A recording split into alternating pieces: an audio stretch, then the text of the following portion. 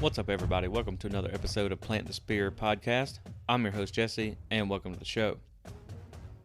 It is officially Miami week, Miami Hate Week, and this is probably my favorite week of the year when it comes to football season. There is, to me, nothing better than this rivalry, nothing better than this week, and just the disdain that we have amongst the fan bases.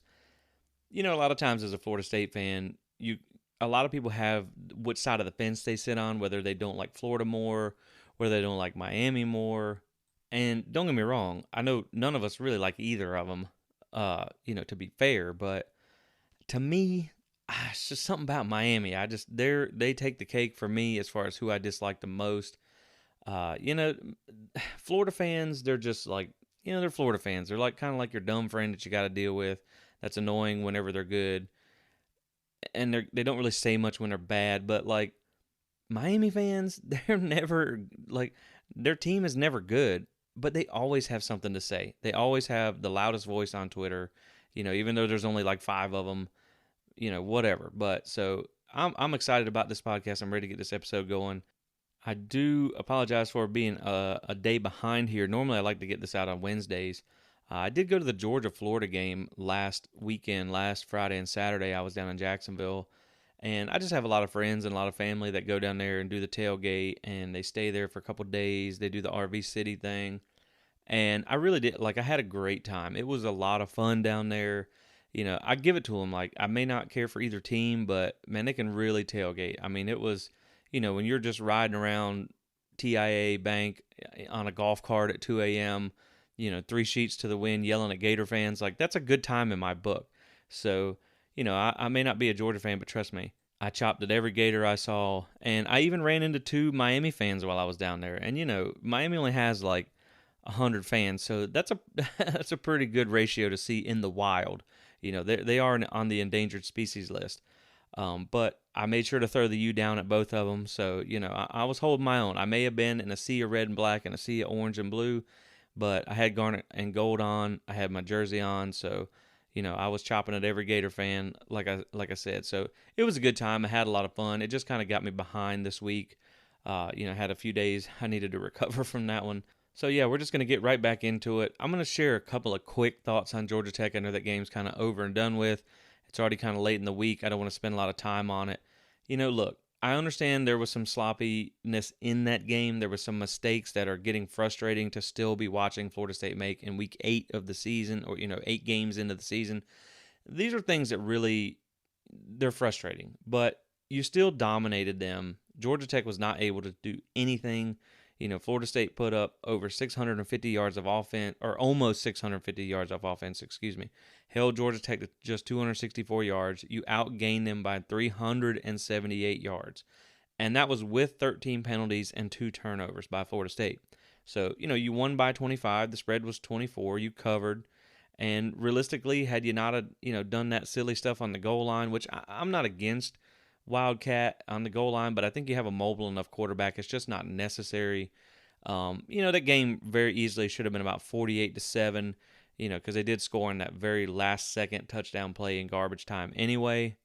Jordan Travis had a career day, 396 yards, almost 400 yards. Like, I would have left him in to get like one more little dump pass off just to break 400, just because it would have been cool to see. And Benson looks like a dude. And Trayshawn Ward will hopefully be back this week. It was really nice to see C.J. Campbell get back in the game and score a touchdown after we thought he had a season-ending injury. And, Rodney Hill just continues to impress as a freshman. That dude is going to be a stud someday. Fitzgerald made 2 field goals from 34 and 24. So, maybe he's starting to find his mojo back. Maybe he's starting to get back in some kind of rhythm. And now you can change the way the game gets called in the red zone, which has really been... when we look at Florida State as a whole, they've been great at moving the ball. They just have not been good in the red zone, which is a polar opposite of what it was last year. They had a hard time moving the ball, but they were one of the best red zone teams in the country, so it's something that they have to get fixed. But hopefully now having maybe your kicker back to his old self, I don't know if you want to go try and 50-yard game winners yet, but if you can get something, anything with inside 40 yards, if you could feel confident about that, that would change a lot of things for them. And truthfully, I think Florida State probably looked a little sloppy coming off a bye week. You had their first noon game. It's kind of hard to get up for those sometimes. The crowd it wasn't that great. Still more than a Miami game, but then I'm sure there was some look ahead to Miami this week too. So, I know they knew they had to beat Georgia Tech. I know that they know Miami's down, but it's still a rivalry game that you still really, you look forward to. So, all in all, I just really do think you handled your business like you needed to. And it wasn't perfect, but, this team hasn't really played perfect this year. So, that's it. You got a good win, 41-16. You smoked them like you should have. So, that'll be it for Georgia Tech. I didn't get to share anything on that, like I said, because I've been so far behind. But I just wanted to put those out there. And so let's get on to Miami, because this is what we're all here to talk about. This is the one we're excited about. This is the one, you circle every game. You get excited about every game, but man, nothing gets your blood going like Florida State Miami. And so this one is big. Like, this is a huge game for Florida State. And I think one of the biggest parts of winning this game, because you might think, okay, well, we're 5-3, we're not really playing for anything. They're 4-4, they're not really playing for anything either. I mean, the Coastal's a train wreck, so they who knows, they might have an outsider chance or something. Who knows? But it's recruiting, and you really need to win this one for recruiting momentum, especially when you got some momentum with Miami staff. Now, I don't know how much that momentum is going to keep going if they keep showing this product on the field. You got some things happening in NIL. They just got a big commitment that was very NIL driven, from what I understand.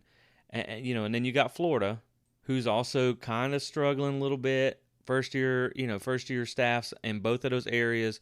Norvell's already got some relationships in Florida. If you can come out and win this game and possibly beat Florida too, you're going to get some real momentum in recruiting. And, to me, when you also look at how bad this Miami team is, this is kind of like Georgia Tech. This is not so much a must win as it is can't lose. Because if you lose a close game in a rivalry game, even to this bad of a Miami team, people are like, well, it's a rival game. But to me, you can't lose to this Miami team. You just can't. If I'm Norvell, and that's why if I was Norvell, man, I'd pour it on if I got the chance. Because this game, like, let's be honest. If Tyler Van Dyke can't go and Florida State is getting healthy at the right time, you got Fabian Lovett back, you got Ja'Kai Douglas back, you got Jared Verse looks healthy, he looks like his old self, he looks like he was in the LSU game and games like the first couple games of the season.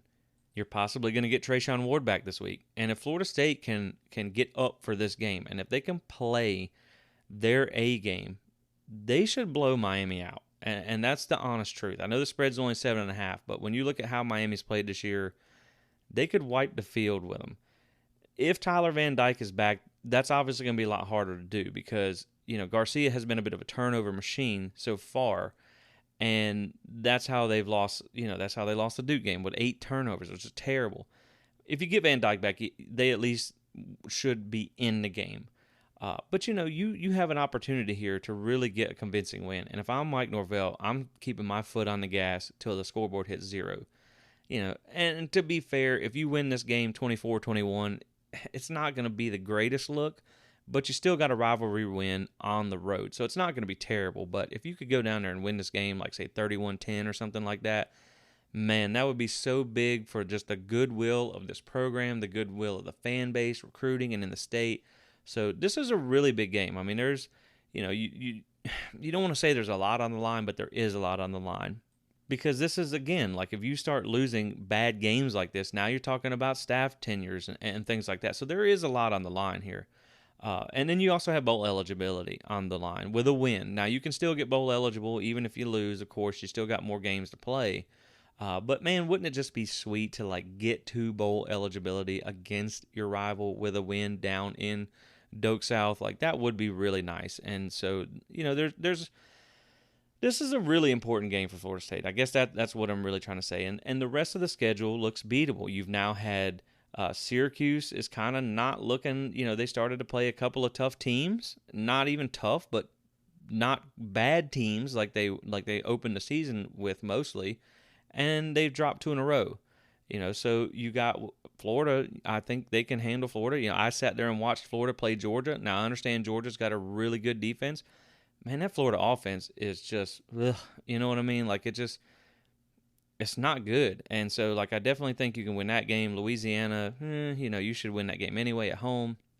So, this is the next step in finishing strong and finishing the season the way you want, getting to 8 or 9 wins, getting to a bowl game, putting together a nice season and getting that momentum rolling into the offseason. So this is a big game. And of course, it's your rival, so it's always a big game. So let's get into some of the details here. Obviously, 7:30 on ABC at nighttime.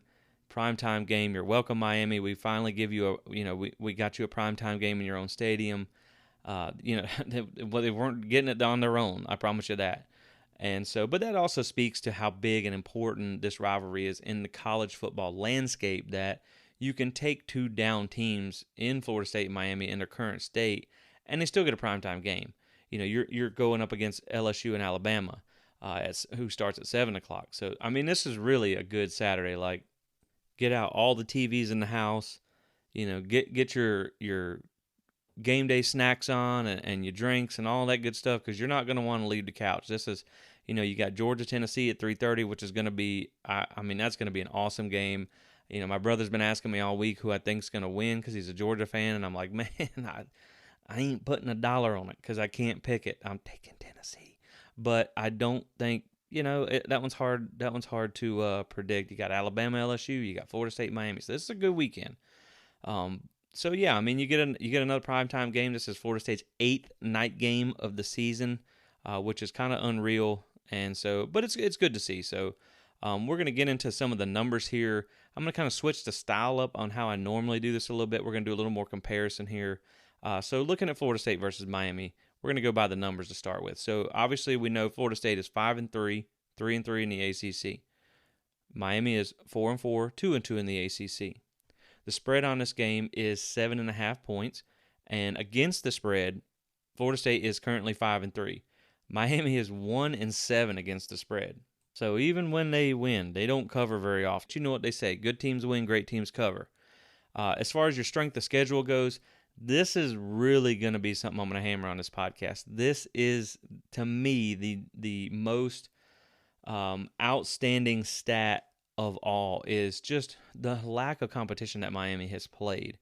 And to me, it does overblow some of their stats. For instance, so their strength of schedule is 84th. Florida State's strength of schedule is 29th. So the next stat I have listed here is PFF 70-plus graded players with a minimum of 50 snaps.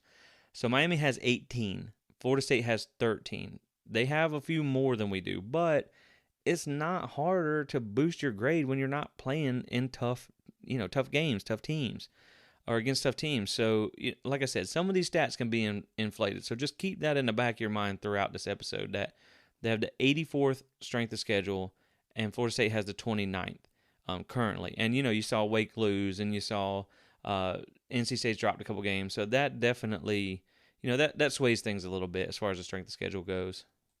Because I want to say just a week or two ago, Florida State had the 10th hardest schedule. So anyway, moving on. The win probability in this game per ESPN gives Florida State a 60.8% chance to win. Per PFF, Florida State has a 66.8% chance to win. So PFF has Florida State favored a little bit higher than ESPN does.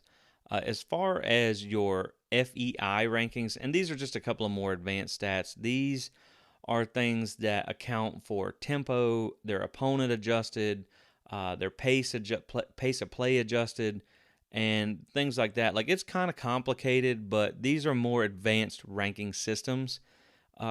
Just because sometimes total offense and things like that with pace of play and hurry up offenses and garbage time and stuff, sometimes it's hard to really decipher just total offensive stats or total defensive stats. So a couple of these more advanced stats, the FEI rankings, which is Fremerau, something like that. I hope I'm saying that right. Florida State is currently 28th. Miami is 75th. In S&P Plus rankings, Florida State is 33rd, and Miami is 62nd. Miami gets Florida State at home, and so at home this year they have been 2-3. Obviously, they got blown out by Duke and beat by Middle Tennessee State at home.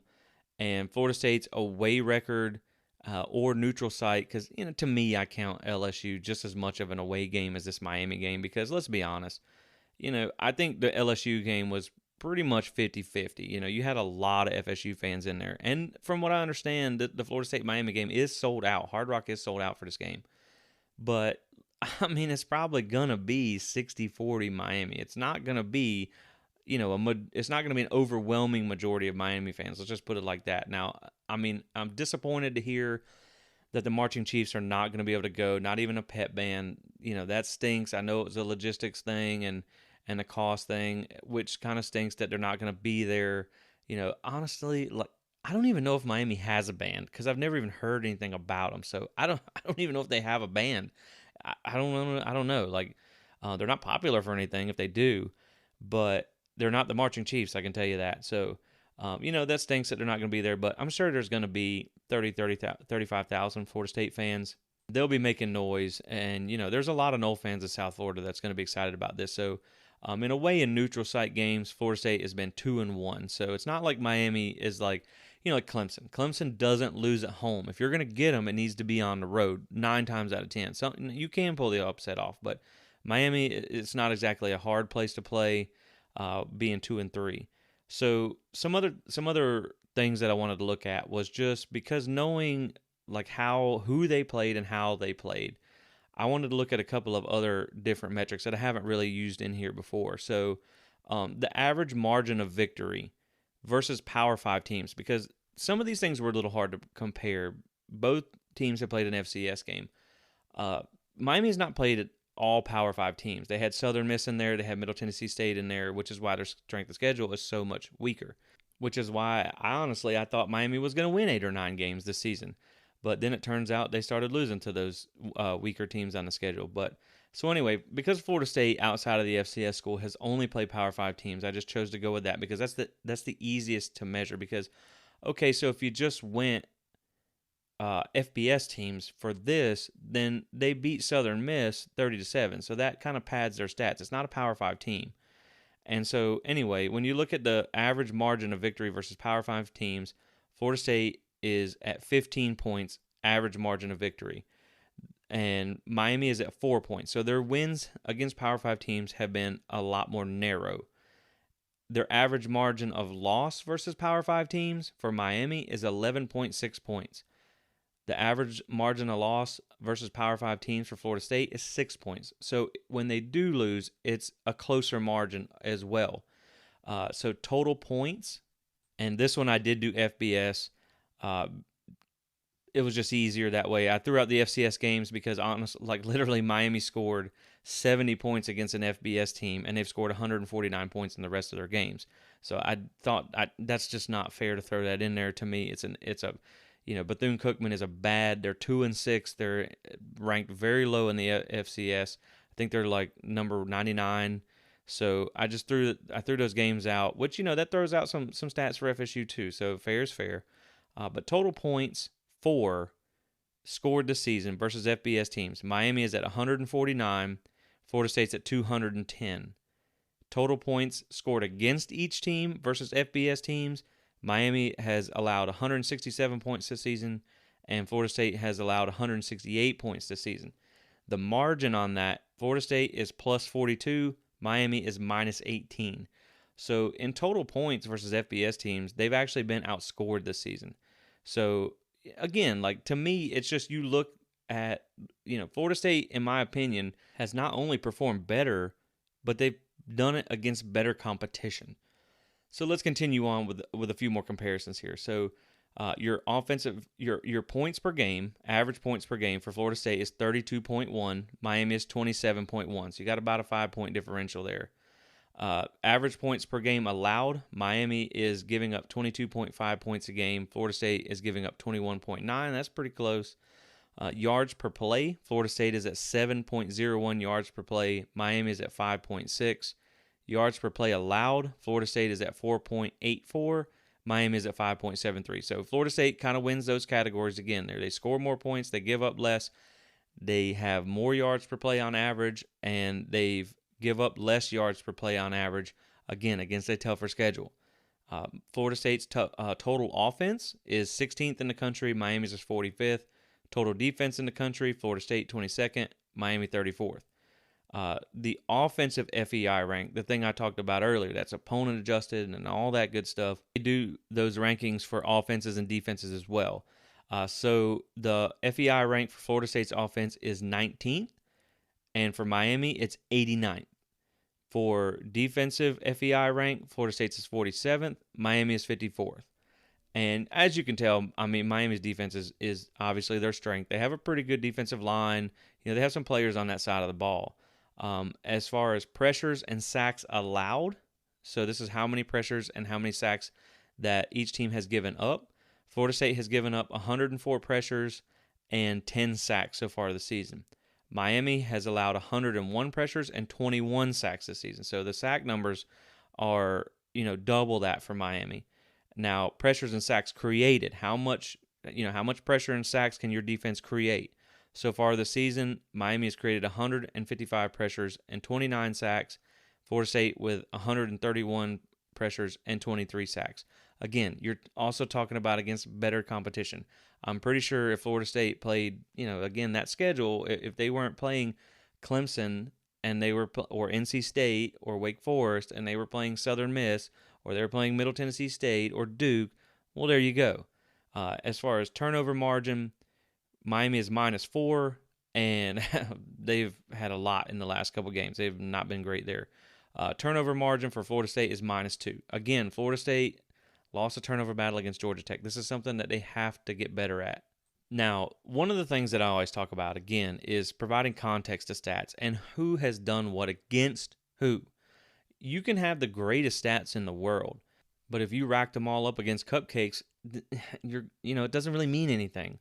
Because once you run up against a real team, you're going to be in trouble, which is the same thing I said about Miami when I watched Bethune-Cookman. They gave up almost 400 yards there.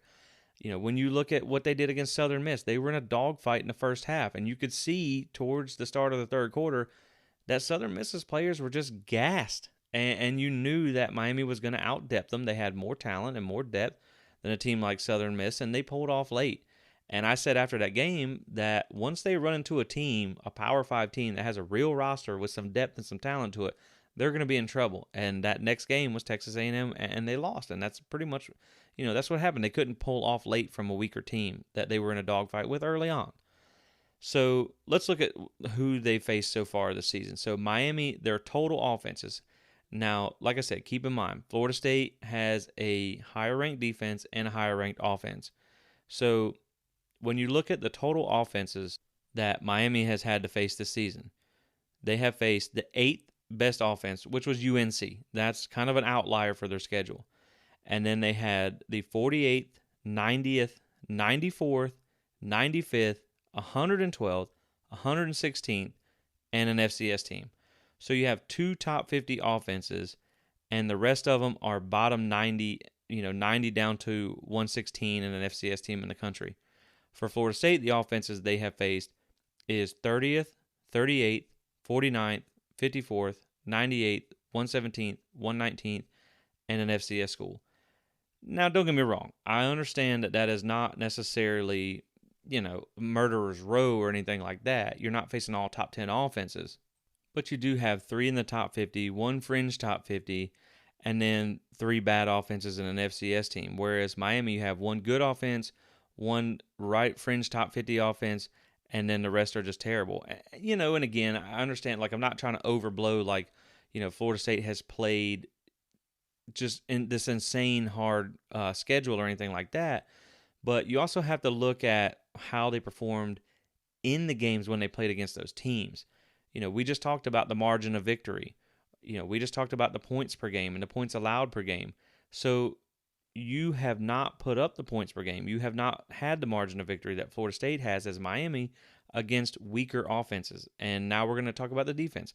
And, before we move to that, the total offense so far for Florida State, like we said, was 16th. So right now, you're second best to UNC. But one thing you're going to see when we read the defensive stats is that Miami really hasn't played any balanced teams yet.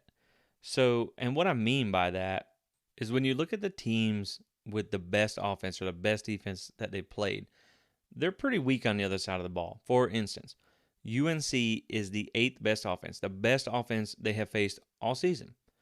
Well, UNC is also 122nd at defense. So they're a very one-dimensional, or a one-sided team.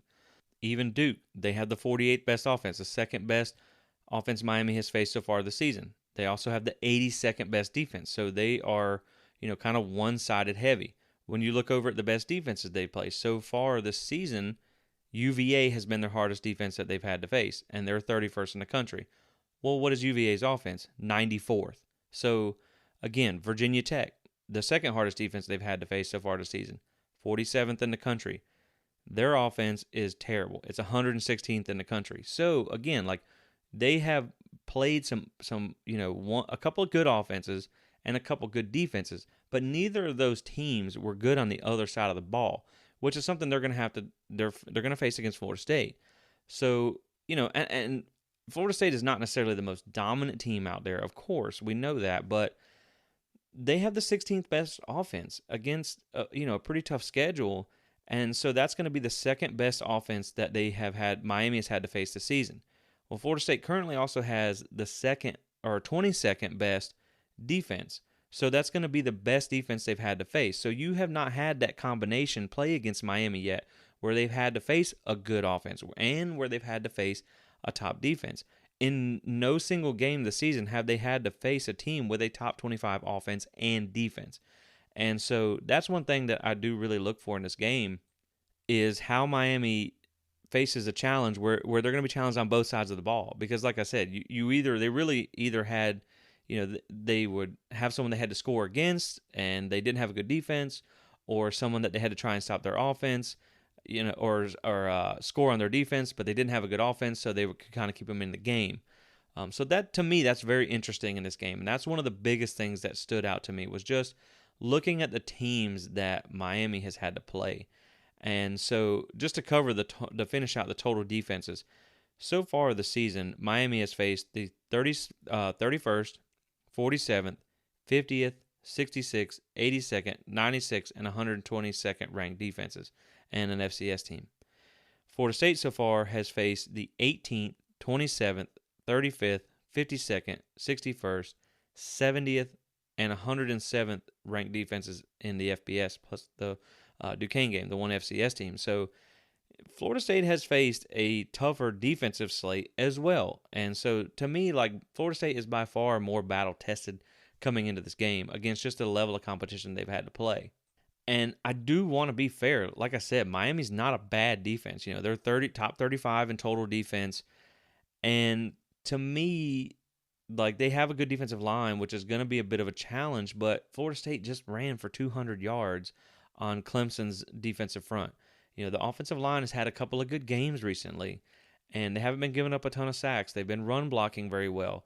And, to me, NC State's defense is, of course, better than Miami's. LSU's is better than Miami's. And Clemson's is right there, probably better. Their pass defense really drags them down for Clemson. But, they're as good or better of a defense, obviously, than Miami. So it's not like this is some juggernaut that scares Florida State or anything like that, for sure. So, those are just some of the numbers that I looked at for this game. And even when you go a little bit farther into who each team has played, so just looking at the strength, and I got some more notes here. I even took some paper notes. I went old school. So as far as your strength of schedule, like we said, Florida State is 29th, Miami is 84th. The combined opponents record for Florida State's opponents is 38-26. For Miami, it's 31-33. You already didn't have a really tough slate of opponents, and the ones you do have haven't even really been playing that well. And so, again, like I said, when you weigh in how they performed against that level of competition too, so one thing that I also looked at is, like, we'll just kind of go down as the opponents that Miami and Florida State have played and their strength of schedule a little bit. So Georgia Tech for Florida State has the 16th hardest ranked schedule, and they're 3-5. Florida State beat them by 25. A&M is currently also 3-5, and they had the 5th ranked strength of schedule. Miami lost by 8. So then BC, and this is more just pointing out, like, so BC is 2-6. They're a bad ACC team. They have the 33rd hardest schedule, And their probably comparable opponent for Miami would be like Virginia Tech. They're also 2-6. They played the 53rd hardest schedule. So Florida State beat Boston College by 30 points. Miami beat Virginia Tech by 6. So it's just when you look at how they performed against a common opponent. I think Miami's best game was losing to UNC by 3. That's honestly their most impressive game of the season. Even when you look at UVA, they're 3-5. They played the 46th hardest schedule, and Miami won by 2 points in 4 overtimes. Didn't even score an offensive touchdown in that game. And so when you look at like Georgia Tech again, it was a really close game with UVA recently. It was 16-9, and Florida State beat Georgia Tech by 25. And I hate comparing teams like that because you never know, pieces are missing and out and things like that. But look, Georgia Tech beat Duke 23-20. Florida State beat Georgia Tech by 25 points, and Duke beat Miami by 24. So, not to go too far down the rabbit hole of common opponents, but like I said, I mean, Florida State played a 3-5 team, beat them by 25. You beat a 2-6 team by 30. You beat a 5-3 team by 4. You beat a 6-2 team by 1. You lost to a 6-2 team by 10. You lost to a 6-2 team by 2, an 8-0 team by 6. Miami on the other side, so they lost to a 3-5 team by 8 points. They lost to a 7-1 team by 3 points. They beat a 3-5 team by 2 points in 4 overtimes. They beat a 2-6 team by 6 points. They beat a 5-3, not even group of 5, Southern Miss, who has the 81st hardest schedule. So you're 5-3 against a pretty weak schedule. You beat them by 23. Middle Tennessee State, 4-4, 82nd hardest schedule in the country. They lost by 14 points to Middle Tennessee State. Middle Tennessee State has been blown out in like 3 or 4 of their losses this year, and so they're not exactly a good team either. Duke is 5-3, has the 119th hardest schedule in the country. Duke doesn't play anybody, and yet Miami lost by 24 to them. Miami has played one team that's currently ranked in the top 25 is UNC, should I say. Miami has currently only played one team that's currently ranked in the top 25 in the playoff rankings, and that's UNC. So far, Florida State has played 4 teams currently ranked in the top 25 and 2 in the top 10. So, like I said, all this is just basically to prove that Florida State has statistically played better against better competition than Miami has. So to me, like that makes you lean, a lot heavier towards picking Florida State. Now, obviously, we know there's a lot of things that can go crazy in a rival game. Emotions are high. Things happen that are unexplainable. And one like when I look back at this game, it's like, okay, so in the last 20 years, 15 of these meetings have been by 1 score or less, no more than 8 points. That's crazy, because those teams weren't always evenly matched. So sometimes, they always say in a rivalry game, you kind of have to throw stats out the window. And, I don't know that to be the case, but I do know sometimes you can look at all the things you want stats-wise, and it just doesn't make a whole lot of sense. So, I'm not saying that Florida State's going to go down there and blow them out, but what I am saying is, at least on paper, Florida State is by far the better team. But crazy things happen in a rivalry. So let's take a little bit more in-depth look at Miami and just a few other things real quick. So they're 45th in third down offense. They convert 42.4% of the time.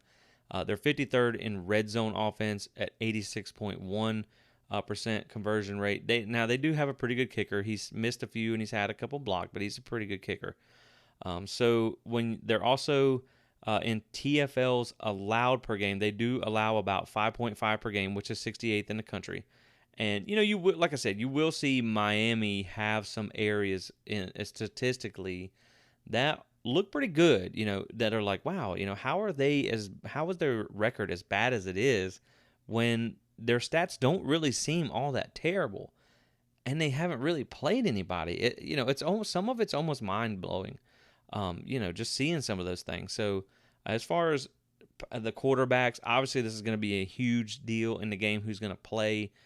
Tyler Van Dyke, from what I understand, and this is being recorded on Thursday morning, it looks like he's going to play. I don't know that he's going to be 100% in this game. If he does play, that's obviously a huge boost for Miami. And just looking at his passer profile real quick, he has a 63.8% completion percentage. He's thrown for 1,729 yards, 10 touchdowns, and 4 picks. Big time throw rate is 4.7%. Not that great. Turnover-worthy play rate is 3.6%. That's a little high. His adjusted completion percentage is 75.6%. And here's the thing, too. Miami's had 20 drop passes this season, which is that's a lot. So that has definitely hurt. I mean, in the Texas A&M game, that killed them. They couldn't catch a pass. So Tyler Van Dyke's his PFF grade is 68.2. His QBR is currently 54.6, which is 76th best in the country. And then so far he's been pressured 68 times, 11 sacks, and he's fumbled twice. He's not a big runner, obviously. 9 rushes, 47 yards, no touchdowns. He's been pretty inconsistent this year. He's only had 3 games with a PFF grade above 56. And, like we always talk about, 60 is kind of that. You walked on the field, you didn't do anything. That's quality depth player. 70 is kind of your quality starter status. And so he's graded out below 56 in 3 games, or in all but 3 games. And we even saw him get benched against Middle Tennessee State. Now, to be fair, he's still a good quarterback. So, I mean, he's thrown for, I think, almost 500 yards in one game and almost 400 yards in another. He's not a bad quarterback. He just doesn't look comfortable in this new offense. It doesn't look like the system fits him well. He's not on the same page as his receivers. Now, I will say one thing to watch is Xavier Restrepo is now back. He did play against UVA for them. Obviously, they didn't score an offensive touchdown, so it's not like he had a huge impact, but he didn't play much. I think it was less than 20 snaps, and you also had Jake Garcia throwing the ball in that game.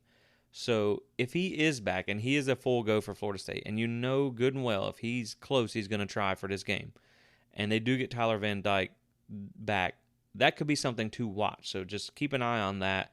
But he is their best receiver on that team, so it will be a boost to get him back at least.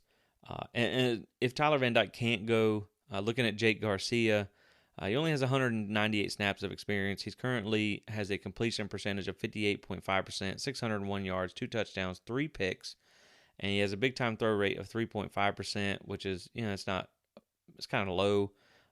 Turnover worthy play rate is 8.2. That is really high. His adjusted completion percentage is 67.1, and he has a PFF grade of 42.0 and a QBR of 24.1. It's just been all bad for Garcia so far this year. He has been pressured 32 times, 7 sacks, and 3 rushes for only 14 yards. He's also fumbled the ball 3 times. So like I said, he has had 6 turnovers in the last 2 games. And so that's just his PFF grade versus Duke was 27.1. Like I said, if he plays, it could be a problem. As far as for Miami, that is. As far as pressured passing goes, Tyler Van Dyke has been much worse against pressured passing. He's only been pressured about 26.3% of the time, so it's not like he's faced a lot of pressure. But when he's kept clean, his completion percentage is 70.7%. Under pressure, that drops to 40.7%. PFF grade kept clean is 78.7%, and under pressure, that drops to 42.1%. So Florida State needs to get some pressure on Tyler Van Dyke if he is playing. They need to not let him sit back there and pick you apart. And, they need to get in there and go after him. He's only been blitzed about 30.5% of the time. And he's actually, he's better when he's not blitzed. Obviously, he has more time to sit back there and read. And so Florida State, I believe they should. Miami's got a pretty decent offensive line, but I think Florida State can get some pressure on him. Realistically, when you look at Jake Garcia, he's kind of been the same story. Kept clean 65.2% of the time. He's been pressured more than TVD. His completion percentage kept clean is 65%, PFF grade of 46.3. Under pressure, his completion percentage drops to 40.9, and his PFF grade is 37.7. So, it's really going to be the key is getting pressure on these quarterbacks because Miami relies heavily on their pass game because their run game has not been good this year. Even looking at their passing offense, it's 22nd in the country. Their rushing offense is 89th in the country. So again, they have to rely on the ball. They have to throw the ball to beat teams. And so Florida State secondary will be tested. So, as far as down the field passing goes, Miami doesn't throw it down the field a ton. Their deep passes only account for 11.1% of passing plays. Now, Garcia, he throws it down the field 20% of the time, so he throws it downfield a little bit more. They seem to struggle a little bit on their mid-range passes, which is 10 to 19 yards. Only have a completion percentage of 60.3% for Tyler Van Dyke, and then 50% for Jake Garcia. So they like to do a lot of short passes. 0 to 9 yards accounts for around 40% of their offense, about a little over. With Van Dyke in there, it's 43.4. So they like to throw a lot of short passes and just let their guys try to work in space. So as far as their impact players on offense outside of the quarterback, who you need to watch out for, like we talked about, Xavier Restrepo, he did return last game. He's 5'10", 195, lines up in the slot 96% of the time. He does have a really high catch rate, 85.7. He's caught 12 passes on 14 targets, 183 yards. He's only played in like 3 games, I think. 1 touchdown, PFF grade of 86.5, that's good. He is their highest graded offensive player, but like I said, he's only played in 3 games this season, and he did come back against UVA on a snap count. So, he'll probably be working himself into the lineup a little bit more. Another guy to watch out for is Colby Young. He's a bigger receiver for them. He's kind of like our Johnny Wilson, 6'5", 215 pounds. He lines out wide about 77% of the time. 69.7% catch rate, 4 touchdowns. He does lead the team in touchdowns. He has twice as many receiving touchdowns as any other receiver on the team. Obviously, being 6'5", you can see why. So when you also look at their tight end, Will Mallory, he's one of their more well-known players. 6'5", 245, has a 66.7% catch rate, and he only has 1 touchdown so far in the season. His PFF grade is down at 64.3, but he does lead the team in targets and receiving yards, so he is a big part of their offense.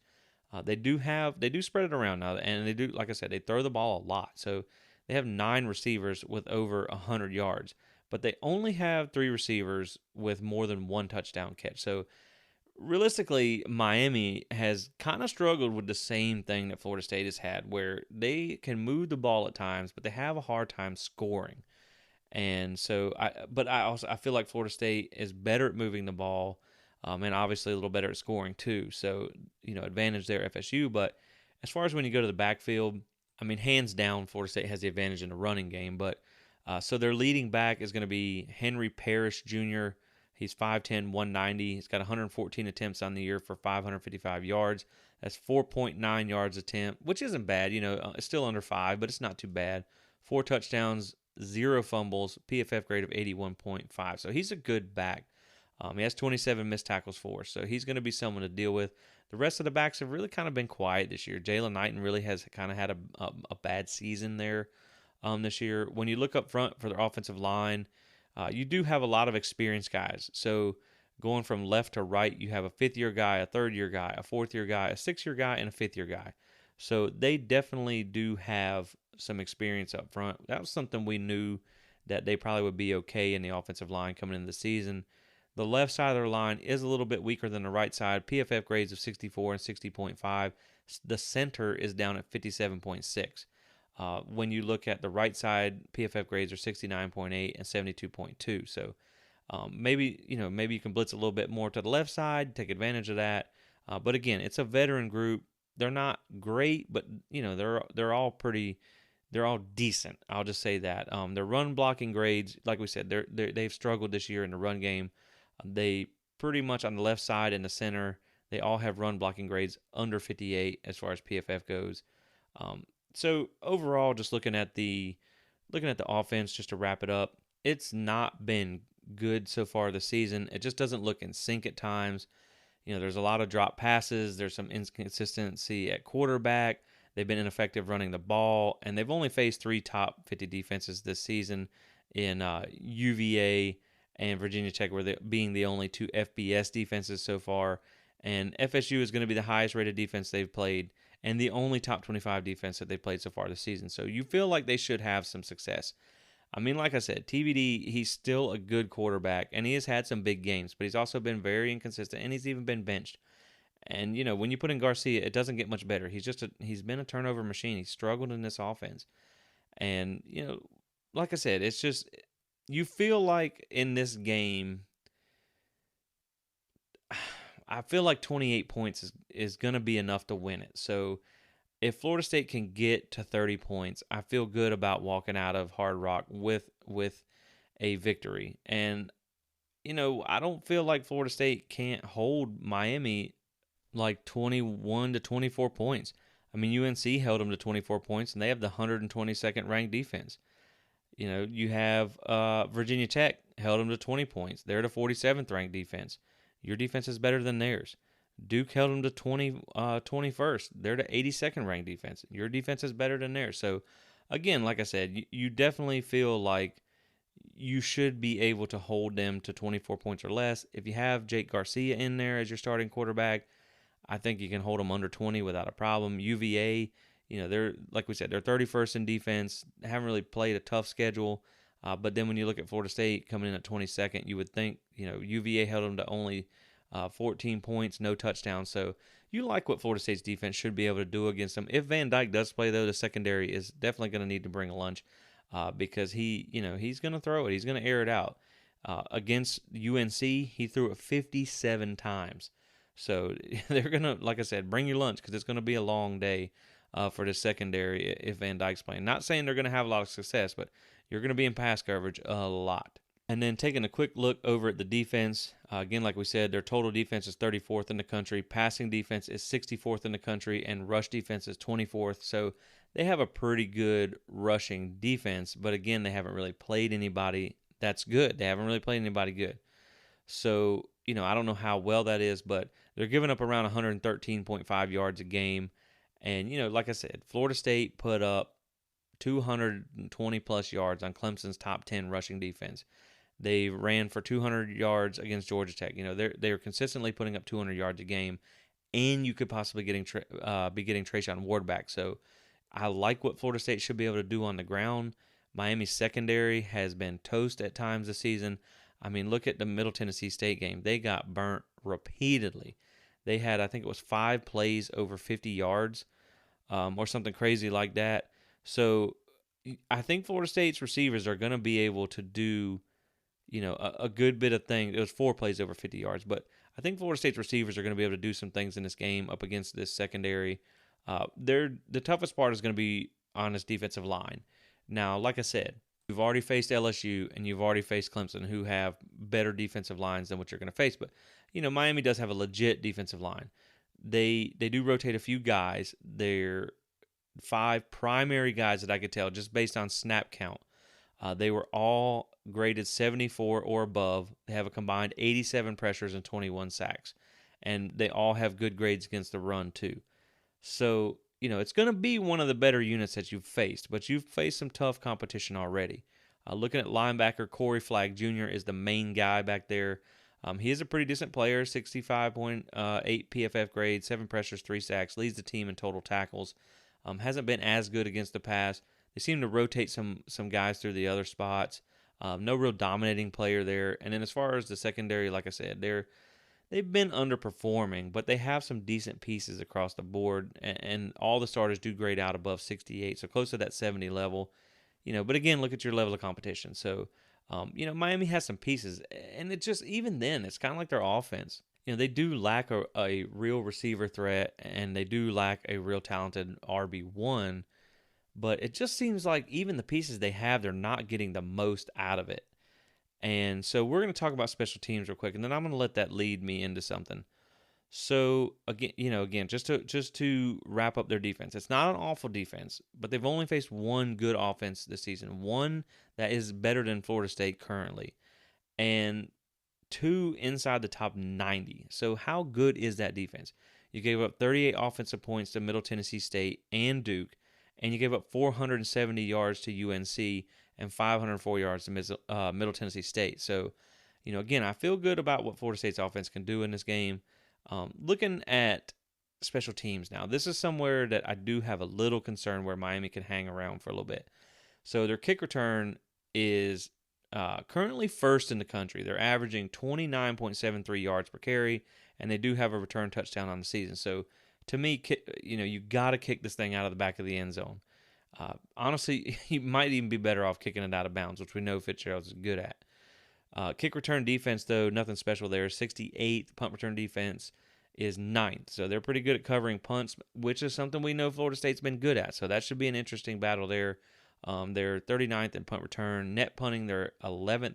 So, they have a pretty decent special teams unit, surprisingly. So that is one area Miami could, potentially do some things. They are 25 of 25 on extra points and 14 of 17 on field goals, 0 of 1 from 50 plus. So it's not like they have a ton of range. And so, like I said, one thing that this was going to lead me into when I look at the stats and I look at and I just look at the whole picture, and we're just going to kind of wind it all together here. So, this is, like I said, this is a very unpredictable game. And no matter what the stats and the paper tells you, this game has the potential to come down to the wire just based on history and the emotions that are going to be played. Because sometimes, for a team that doesn't have a whole lot to play for, like Miami, this is something that gets them up. Sometimes Florida State, who is a mistake-prone team, gets a little too emotional and makes a silly mistake that allows the team to hang around, which to me is one of the keys to this game. Is Florida State cannot allow Miami to hang around in this game because of mistakes. If they hang around on their own accord, then so be it. But you can't let a lesser team hang around and have a potential chance to upset you because of your own doing, which is what we've seen in a couple of games this season for Florida State. So, like I said, in 15 of the last 20 meetings, this has come down to one score or less. So I don't necessarily expect it to just come out and be some blowout, even though I do feel like it has the potential to. No one needs any extra speeches. No one needs any extra talks. No one needs any motivation. Both teams are going to be ready for this. They like to scrum and coming on off the field, and this is it's a heated rivalry. It's fun. That's why this game is so fun.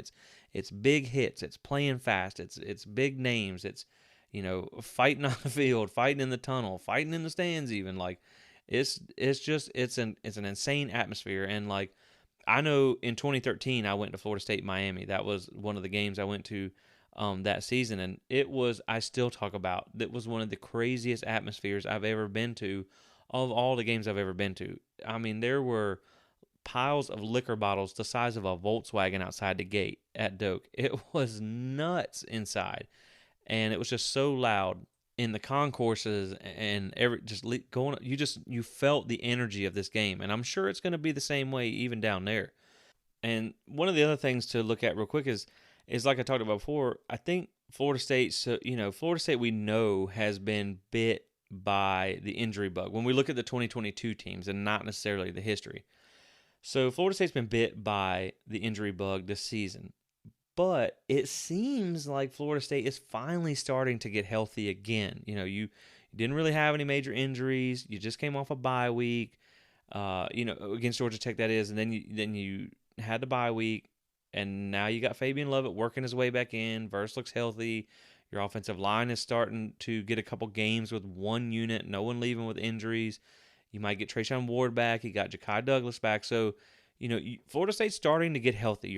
You are going to see potentially the same team that you saw against LSU. Meanwhile, on the other hand, you have Miami, who's kind of like, well, they don't know if TVD's even going to be able to play. If he is he at 100%? Restrepo's back, but at the same time, how good to go is he? Because he'd only played like 20 snaps in the last game. So, I'm not going to say Miami's is beat up or like missing 20 guys, but to me, there's more kind of health questions at important positions there than Florida State, which they've had in the past. So Florida State's kind of getting healthy at the right time. Now, again, you could argue the right time would have been, the tough 3-game stretch that they had against Wake, Clemson, and NC State. But again, if you still can win out, if you can go 5-0 in these last games, then heck yeah, I was getting healthy at the right time, because you still went 9-3 and you're still going to make a pretty decent bowl game and have a chance at a 10-win season. That's still extremely successful for right now where Florida State is. So yeah, you kind of are getting healthy at the right time. Of course, it would have been nice to have Fabian Lovett versus those other, those 3 teams too. But so anyway, what I'm getting at with this is, if you look at FSU's pretty healthy. There's no lingering injuries. And if Miami, let's just say they have a few lingering injuries, but TBD might play, Florida State on paper looks like the better team. So then I have to ask myself, what is Miami's edge in this game? Like, how does a team who seems like the worst of the two against worse competition as well, what is their edge to win this game? What is their path to victory? And so when I start looking at edges, okay, is it home field advantage? Well, they're 2-3 at home. They got blown out by Duke. They got blown out by Middle Tennessee State at home. This will by far be the biggest crowd in the Miami season. This is like their Super Bowl, no matter what. At the FSU game is the only game they ever packed that stadium, and it's the biggest game of the year for them. And it's huge for us too, but this is kind of Miami's Super Bowl here, especially this season. So even packed though, like we talked about, I think Florida State's going to be at least 30 to potentially up to 40% of that crowd. So I don't think it's going to be home field advantage. And then, okay, well, especially when you look at, like I said, Florida State going into the Superdome and beating LSU in a 50-50 crowd, that's a lot tougher than going into Hard Rock and beating Miami and probably a 60-40 crowd, in my opinion. And so is coaching, is that their edge? And so when you look at that, it's kind of like, well, we know Norvell has made his own fair share of questionable decisions. I understand that. But overall, like his game planning and with Adkins and stuff like that, when you look past some of the mistakes and the game plan that they've been able to put together, I feel like there's no advantage over with Miami staff. I know they think that is like one of the greatest staffs ever assembled, and it's proving not to be. But when you look at the Texas A&M game just alone, like they have had Miami's coaching staff has had a really fair amount of coaching blunders too. So it's not, I don't really think you're going to get out coached in this game. You don't have home field advantage in this game. Realistically, that's any tougher than what Florida State played at NC State or at LSU or anything like that. So, to me, I just don't find an edge that Miami has. To me, I feel like Miami needs to play their best game of the season. They need TVD back. They need Restrepo to play the entire game. They need to play above their heads from what they have played. And then they're going to need Florida State to make those mistakes. They're going to need Florida State to fumble on the 1-yard line. They're going to need Florida State to have costly drive-killing penalties and things like that. So, again, when you look at their path to victory kind of being you have to play uncharacteristic to how you've played, and you need Florida State to play one of their worst games of the season. I don't give that edge to Miami, and to me that makes me lean more towards Florida State to go down there and get it done, which is what I expect them to do. Like I said, I do respect the rivalry aspect of it, so I think it'll be a little closer. The spread is obviously only 7.5, so somebody knows something. They expect it to be a little closer too. Because like I said, when you look at this game on paper, it probably should be a little bit more than that. But we need to see Florida State play a good, we need to see them play a good game. And, because Miami can hang around. They can throw the ball. They have some special teams things, and their defense isn't bad. So they'll be up for this one. But, to me, if Florida State shows up to play and, they are ready to go, and I suspect that they will because, again, this is a big rivalry. You saw how last year went with just the emotions in that game and how back and forth it was, and, just a big victory, how that was. I feel like Florida State's going to be ready to play. They just have to control their emotions. And so with that, I'm going to take Florida State in this one. Let's go 31-17 because I feel like it might be close in the, at halftime or whatever. And I hope Florida State can deliver some kill shots early. I wouldn't get too aggressive and let it lead to mistakes. I would just kind of let what comes to you come to you and take advantage of it and just keep pressing the whole game. I expect Norvell to pull some things out of his bag this time in this game because he knows that this is huge for recruiting. He knows this is a rivalry game. He knows what this means to the fan base now. He understands that, especially with what he saw in the game last year. So, hopefully it doesn't come down to another 4th and 14 situation which, Miami fans keep thanking us for. Hey, you're welcome. We're happy that it happened because at this point, I'm glad you don't have Manny anymore either because, yeah, Cristobal ain't looking so hot. But, with that being said, I'm going to take Florida State here, like I said, 31-17. And if Van Dyke doesn't play, I mean, you could look at, I don't know, man, like 38-10, something like that, because I just think it's going to be an uphill battle for them all night. But I think TVD is going to play. I think he's going to, they would probably push it maybe if it wasn't FSU, it'd be a different story, but I think he will play. But even with him, I just think this is the best defense they've had to face. This is the second best offense they've had to face. This is the most well-rounded team that they've had to face in all aspects of the game. And for that reason, I think Florida State gets it done 31-17 in Coral Gables and moves on to be 6-3 and has a road test ahead with Syracuse after that, but who now looks very much more beatable than they did a couple weeks ago. And, hey, they get it done. So I'm excited about this one. Like I said, this is my favorite week of the year. I love Miami. I'm internally right now deciding whether I want to drop an F-bomb on my podcast or not. I'm family-oriented, and I really don't.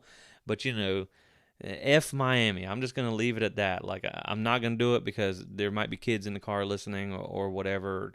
But, man, I can't stand Miami. So this game is, ooh, man, I want this one. I want this win so bad because I'm telling you, I'm pulling up receipts as soon as this game is over. If Florida State does manage to go down there and get the win, there's going to be I might get banned from Twitter off of this one. I'm not really sure because they have been running their mouth all year, and I'm so ready for this game. Like I said, I look forward to this one each and every year. I just love this rivalry, and it's just such a fun game to watch. The history that it has, and the passion and the pageantry that's involved in this one. At least for Florida State on our side, because you know what, man, screw Miami and their dusty old championships that they keep bragging about that they're clinging to for life because it's all they got because they haven't been relevant in 2 decades. You're out here posting graphics with ACC championship trophies like you've ever won one. Be kind, rewind, help a Miami fan out. They haven't, it's just, you got 5,000 fans at your home game on a good day. Man, screw them guys. So we'll catch you guys on the other side. Be on the lookout for an instant reaction. Hopefully I'm able to do one this Saturday. And so we'll catch you guys on the other side. Hopefully after FSU goes down to Doak South and picks up a big dub for the Noles to move to 6-3. With that being said, we'll wrap it up here. Go Noles. Screw the Canes. Roll the music.